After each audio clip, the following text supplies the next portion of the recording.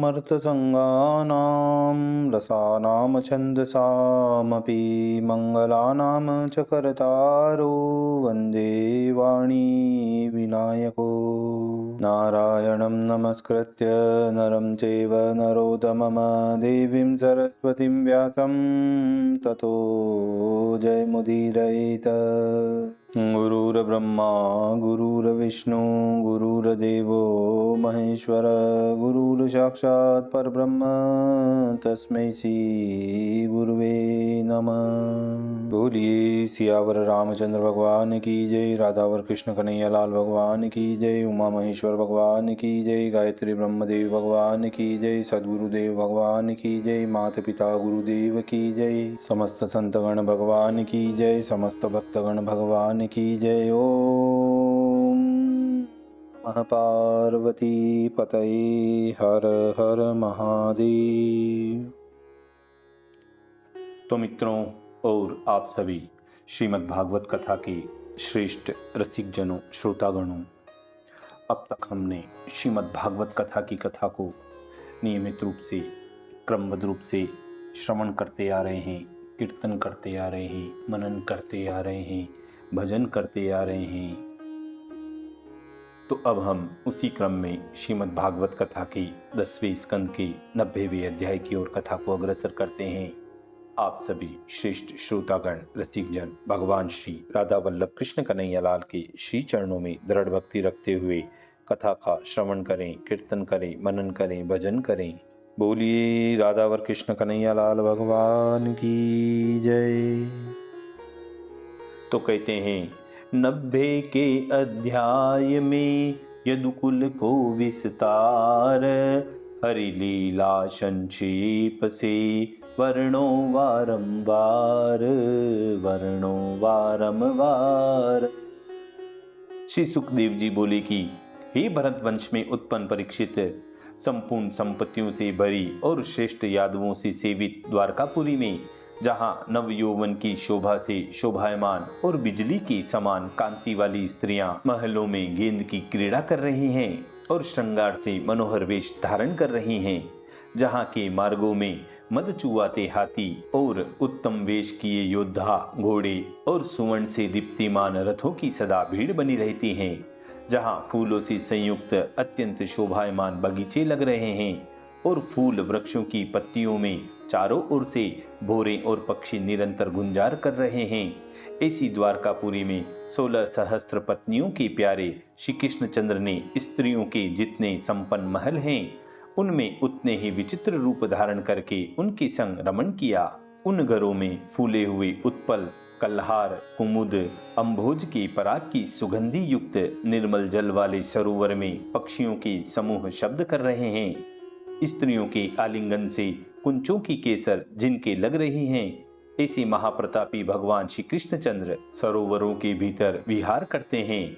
मृदंग, ढोलक आदि बाजे और वीणाओं को गंधर्वगण बजा रहे हैं और सूत, मागध, बंदीजन भगवान की स्तुति कर रहे हैं। हंसती हुई स्त्रियां अपनी अपनी पिचकारियों से भिजोती हैं और श्री कृष्णचंद्र भी स्त्रियों को छिड़कते हुए यक्षराज कुबेर के समान क्रीड़ा करने लगे। भीगे वस्त्रों से ऊर कूच प्रकट होने और ढीली चोटियों से फूल गिरने से स्त्रियां पिचकारी से बचने के कारण भगवान श्री कृष्णचंद्र को आलिंगन करते ही कामदेव के उत्सव की प्रकाशमान मुख वाली हो गई और भगवान को भिगोती हुई शोभा पाने लगी। स्त्रियों के स्तनों की केसर से भगवान श्री कृष्णचंद्र की माला भर गई और हथनियों के संग विहार करने वाले हाथी के समान भगवान शोभायमान होने लगे। नट और नाचने वालियों को गीत गाने तथा बाजे बजाकर जीविका करने वाले को श्री कृष्णचंद्र और उनकी स्त्रियों ने क्रीड़ा करने के अलंकार और वस्त्र दिए। इस प्रकार विहार करते भगवान श्री कृष्णचंद्र की चलन, बोलन, मुस्कान और हास्य की वार्ता, क्रीड़ा, आलिंगन से स्त्रियों की बुद्धि हर गई थी। हे राजन, हे परीक्षित, मुकुंद श्री कृष्णचंद्र में बुद्धि वाली स्त्रियों ने पहले चुप होकर फिर भगवान वासुदेव का ध्यान कर उन्मत्त होकर जड़ की नाई जो वचन कहे थे उन वचनों को मैं वर्णन करता हूँ, तुम सुनो। स्त्रियां बोली कि हे टिटहरी, संसार में गुप्त बोध भगवान श्री कृष्णचंद्र तो शयन कर रहे हैं और तू निद्रा रहित होकर विलाप करके उनकी नींद में बाधा देती हैं। शयन नहीं करती, यह ठीक नहीं।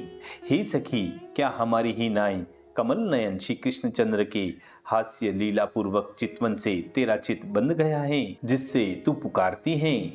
हे चकवी, तूने क्यों नेत्र मूंद लिए हैं? रात्रि में पति को न देखने से करुणा के कारण रुंदन करती हैं, अथवा दास्य भाव को प्राप्त हुए हमारे समान भगवान श्री कृष्णचंद्र के चरण की प्रसादी माला अपनी चोटी पर चढ़ाने की इच्छा करती हैं, जिसलिए रोती हैं? हे समुद्र, निद्रा के न आने से क्या तुझे भी प्रजागर हो गया, जो सदा चिल्लाता रहता है? अथवा हमारी सी दशा तेरी भी हो गई है, जैसे भोग से मुकुंद ने हमारे कुंचों की केसर ले ली है? क्या इसी प्रकार तुझे भी मत कर तुझ में से लक्ष्मी और कौस्तुभ मणि निकाल ली है? हे चंद्रमा, जान पड़ता है कि तुझे बलिष्ठ शयी के रोग ने ग्रहण कर लिया है, इसी कारण तू क्षीणता को प्राप्त हुआ है। अपनी किरणों से अंधकार को दूर नहीं करता। हमारे ही समान मुकुंद की रहस्य वार्ताओं को भूलकर उसी चिंता के कारण तू क्षीण हो गया है, और हमें निश्चय है कि तेरी वाणी भी हमारे समान बंद हो गई है।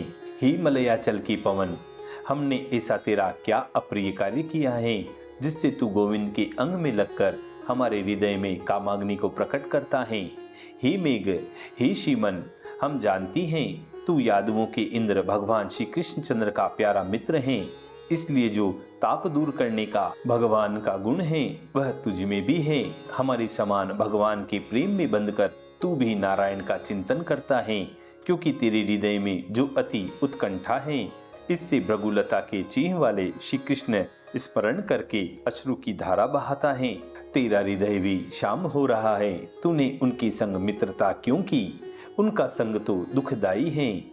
हे शोभायमान कंठ वाले कोकिल, मृतक को जिलाने वाली कोमल वाणी से प्यारी बातें करने वाले भगवान श्री कृष्णचंद्र के वचन कहती हैं, तेरा मैं क्या प्रिय करूं? वह मुझसे कह। हे उदार बुद्धे, हे पर्वत, तू चलता और बोलता भी नहीं है और बड़ी चिंता करता है। ऐसे वसुदेव नंदन के चरण हम अपने हृदय में धरने की चाहना करती हैं, उसी प्रकार तू भी अपने शिखर पर धरने की इच्छा करता है।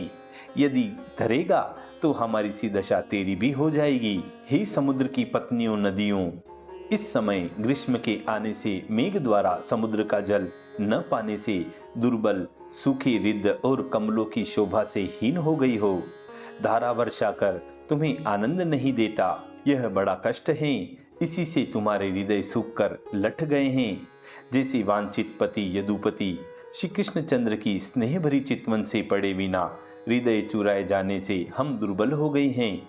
अकस्मात आए हुए हंस को दूत कल्पना करके कहती हैं कि हे हंस, तुम अच्छे आए, आओ विराजो, पयपान करो, श्री कृष्णचंद्र की वार्ता कहो। तुम दूत बनकर आए हो, वह हमको विदित हैं। श्री कृष्णचंद्र भली प्रकार तो हैं, अधिक शांति रखने वाले श्री कृष्णचंद्र आप ही हमसे जो कुछ कह गए थे उसका क्या किसी समय स्मरण करते हैं? हे दूत, हमारे भगवान वासुदेव से क्या अर्थ? जो हमें काम के सुख के लिए बुलाते हो तो उन्हीं को हमारे निकट बुला कर ले आओ। परंतु बात यह है कि लक्ष्मी हमसे छलकर श्री कृष्ण की सेवा करती हैं, इस कारण लक्ष्मी रहित श्री कृष्णचंद्र को ही बुला कर लाना। कमला एक निष्ठ वाली हैं, तो उसको किस प्रकार छोड़ा जाए? यदि तेरे मन में यह बात हो तो क्या स्त्रियों में केवल लक्ष्मी ही निष्ठा वाली हैं? हम वैसी नहीं है क्या? योगेश्वरों के ईश्वर भगवान श्री कृष्णचंद्र में इस प्रकार भाव करके श्री कृष्णचंद्र की स्त्रियां वैष्णव गति को प्राप्त हुई। जो श्री कृष्णचंद्र कीर्तन करने और श्रवण करने से ही स्त्रियों के मन को हर लेते हैं, वे यदि दर्शन करने वालियों के मन को हर लें तो क्या आश्चर्य की बात है। हे राजन, हे परीक्षित, जो स्त्री जगत के गुरु श्री कृष्णचंद्र को अपना पति मानकर प्रेम पूर्वक उनकी चरण सेवा आदि करती थी, उनका तप और भाग्य कहाँ तक वर्णन करें। इस प्रकार साधुओं की गति भगवान श्री कृष्णचंद्र ने वेद विहित धर्म का अनुष्ठान कर घर में रहकर धर्म अर्थ विषय सेवन करने वाले संसारी पुरुषों को बारंबार दिखाया। भगवान श्री कृष्णचंद्र गृहस्थियों के उत्तम धर्म का पालन करते थे, उस समय भगवान के 16,108 रानियां थी। हे राजन परीक्षित, स्त्रियों में रत्न की समान 16,108 रानियों में रुक्मणी आदि 8 पटरानी थी, जिनके पुत्रों के नाम भी पहले वर्णन कर चुके हैं। अप्रमेय गति भगवान श्री कृष्णचंद्र की जितनी भार्या थी, उन एक एक भार्या में 10-10 पुत्र उत्पन्न हुए। वे सब मिलाकर 1,61,000 और 80 हुए। हे नृपश्रेष्ठ परीक्षित, उनमें बड़े पराक्रमी उदार यशस्वी 18 महारथी हुए।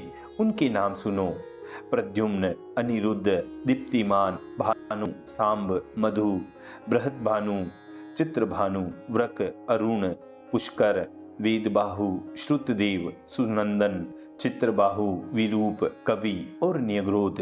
ही राजन, मधु दैत्य के मारने वाले भगवान श्री कृष्णचंद्र के सब पुत्रों में रुक्मणी के पुत्र प्रद्युम्न जी श्री कृष्णचंद्र के समान गुणी हुए।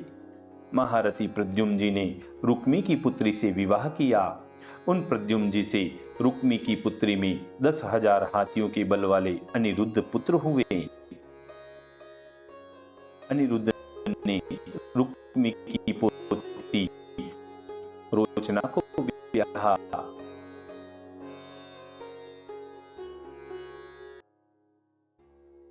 अनिरुद्ध ने रुक्मी की पोती रोचना को ब्याहा। उस रोचना में अनिरुद्ध के वज्र नामक पुत्र हुआ, जो वज्र प्रभास क्षेत्र की मुसल लीला में शेष रहा। उस वज्र के प्रतिबाहु पुत्र हुआ, प्रतिबाहु के सुबाहु हुआ, सुबाहु के सेन हुआ। इस यदुकुल में धनहीन प्रजाहीन किसी ने जन्म नहीं लिया, और थोड़ी आयु पराक्रम रहित ब्राह्मण भक्तिहीन ऐसा कोई उत्पन्न नहीं हुआ। हे राजा परीक्षित, यदुवंश में उत्पन्न हुआ विख्यात कर्मा पुरुषों की संख्या 10,000 वर्षों में भी कहने को समर्थ नहीं हो सकते, क्योंकि 3,08,800 यदुकुल के बालकों को पढ़ाने वाले आचार्य नियत थे। यह मैंने सुना है। महात्मा यादवों की संख्या कौन कर सकता है, क्योंकि जिस कुल में हजारों के 10,000 उनके लाख इतने यादवों को लेकर द्वारकापुरी में उग्रसेन ने वास किया। देवता और असुर युद्ध में मरे हुए दारुण दैत्य ही मनुष्यों में उत्पन्न होकर गंधर्वंत होकर प्रजा को बाधा देने लगे थे। ही महाभागवत परीक्षित, उन असुरों को दंड देने के लिए हरि भगवान की आज्ञा पाकर देवताओं ने यदुकुल में अवतार लिया था। उन यादवों की प्रभुता में भगवान ही प्रमाण हुए। उन श्री कृष्णचंद्र के आज्ञानुवर्ती सब यादव वृद्धि को प्राप्त हुए। सोते, बैठते, बोलते, क्रीड़ा, स्नान, भोजन आदि कर्म करते श्री कृष्णचंद्र में चित्त लगाए यादवों ने अपने आत्मा को नहीं जाना। उससे प्रथम गंगा जी ही अधिक तीर्थ रही। जब यादवों में श्री कृष्णचंद्र का यश रूपी तीर्थ प्रकट हुआ, तब से अपने चरणोदक रूप गंगा तीर्थ को भी न्यून करने लगे और आप ही संपूर्ण तीर्थों के ऊपर विराजने लगे। भगवान श्री कृष्णचंद्र से जिन पुरुषों ने वेर किया और जिसने स्नेह किया, सभी तद्रुपता को प्राप्त हुए। देखो, जिस लक्ष्मी के लिए ब्रह्मादिक उपाय करते हैं और किसी को प्राप्त न हुई, वह लक्ष्मी श्री कृष्णचंद्र को त्याग कर कहीं नहीं जाती। जिन श्री कृष्णचंद्र का नाम श्रवण करने से अथवा कथन करने से सब पापों का नाश कर देता है, फिर उसके स्वरूप का तो कहना ही क्या है। और जिन्होंने ऋषियों के वश में धर्म चलाया, उन कालचक्र आयुधधारी भगवान श्री कृष्णचंद्र को दुष्टों का मारना और पृथ्वी का बोझ उतारना, यह कुछ आश्चर्य नहीं है। सब जीवों में अंतर्यामी रूप होकर वास करने वाले भगवान श्री कृष्णचंद्र सर्वदा उत्कृष्टतापूर्वक विराजमान हैं। देवकी में जन्म हुआ, यह तो कथन मात्र है। श्रेष्ठ यदुवंशियों से सेवित इच्छा मात्र से अधर्म की नाश करने में समर्थ हैं, परंतु तो भी क्रीड़ा के लिए अपनी भुजाओं से अधर्म को दूर करके स्थावर जंगम सब जीवों का दुख दूर कर सुंदर मुस्कान युक्त अपने श्रीमुख से वज्र की स्त्री गोपिका और मथुरा द्वारकापुरी की स्त्रियों को कामदेव बढ़ाने वाले सर्वदा विराजमान रहते हैं। ऐसे सर्वोत्तम भगवान श्री कृष्णचंद्र की जय हो। अपने धर्म की रक्षा करने के लिए मत्स्य कुमार्दिक अवतार धारण करने वाले यादवों में उत्तम भगवान श्री कृष्णचंद्र ने जो जो रूप धरकर योग कर्म किए थे, उनको सुनकर पुरुष पाप कर्म से छूट जाता है। तीनों काल में बड़ी मुक्ति के देने वाले भगवान श्री कृष्णचंद्र की शोभायमान कथा का श्रवण, कीर्तन और विचार करके पुरुष काल की गति रहित भगवान के धाम को प्राप्त हो जाता है। यह श्रवण करके चक्रवर्ती राजा भी अपना राज्य त्याग श्री कृष्णचंद्र की प्राप्ति के लिए ग्राम के बाहर वन को चले गए। श्री कृष्ण दासात्मज खेम राज गुण ग्राम, विद्वतम उपकारचित सकल सुलक्षण धाम। कहाँ होत है जगत में ऐसे पुरुष उदार, देश देश में छा रहो जिनको सुयश प्रचार। कुटुंब सहित रक्षा करे जिनकी श्री जगदीश, बार बार यह देत है शालग्राम आशीष। भई दसम इस कंद की भाषा पूर्ण आज, विरची शालग्राम कवि सुमिरन करि ब्रजराज। सुमिरन करि ब्रजराज, सुमिरन करि ब्रजराज। इसी मधुर संवाद के साथ श्रीमद् भागवत कथा की दसम स्कंद के 90तमो अध्याय 90वें अध्याय की पूर्णता व समाप्ति होती है और उसी प्रकार श्रीमद् भागवत कथा के दसम स्कंद के उत्तरार्ध की भी समाप्ति होती है। बोलिए श्री कृष्ण कन्हैया लाल भगवान की जय।